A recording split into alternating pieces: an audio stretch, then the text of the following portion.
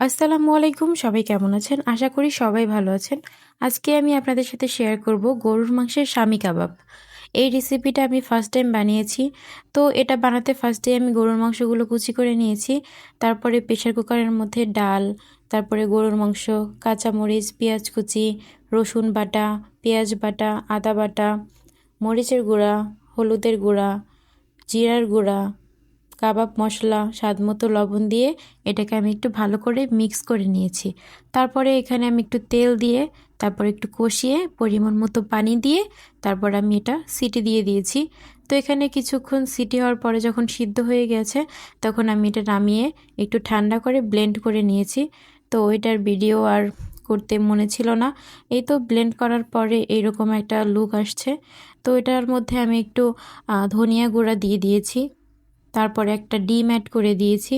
এই ডিমটা দিয়ে এখন আমি ভালো করে মিক্স করে নিব। খুব সুন্দরভাবে মিক্স করতে হবে। তারপরে আমি এটা ফার্স্ট টাইম বানানো হিসেবে খুবই মজা হয়েছিল খেতে। তারপর এখানে আমি ধনিয়া পাতা দিয়ে ভালো করে মিক্স করেছি। তারপর হাতে তেল দিয়ে একটু সুন্দর করে আমি শেপ দিয়ে গোল গোল করে এটা আমি বানিয়ে নিচ্ছিলাম। আর এখানে যে পাত্রে রাখবো সেই পাত্রের মধ্যেও আমি তেল ব্রাশ করে দিয়েছি নিচে যাতে না লাগে। তারপর এরকম করে আমি আস্তে আস্তে সবগুলা কাবাব বানিয়ে নিয়েছি। তারপর এটাকে আমি ফ্রিজে রেখে দিয়েছিলাম কিছুক্ষণ, কারণ এটা বানিয়েছি সকালে, তো এটা দুপুরে গরম গরম পোলাওয়ের সাথে ভাজবো, তাই একটু ফ্রিজে রেখে দিয়েছিলাম। আর এই তো দেখুন কতটা সুন্দর হয়েছে আর কতটা পারফেক্ট হয়েছে। তারপরে তো ফ্রিজ থেকে নামিয়ে এখানে আমি তেলে গরম হওয়ার পরে ছেড়ে দিলাম। তো সুবা বলতেছে আমি একটু দিব, তো ও দিল, একটু পাকনামি করলো আর কি।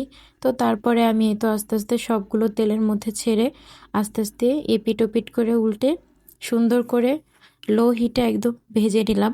আর কাবাবটা একটু সময় নিয়ে ভাজতে হবে আস্তে আস্তে, আর ডুবো তেলে এটা ভাজা যাবে না। আর এই তো আমার কাবাবটা হয়ে গেছে। এটা আমি গরম গরম নামিয়ে নিয়েছি। আর এটা আমি পোলাওর সাথে সার্ভ করেছি। আর এটা খালিও খাওয়া যায় নাস্তা হিসেবে, এটা সস দিয়ে খেতেও খুবই মজা। আর আমি তো পোলাওর সাথে খেয়েছি। তো আজকের ভিডিও এই পর্যন্তই, টাটা।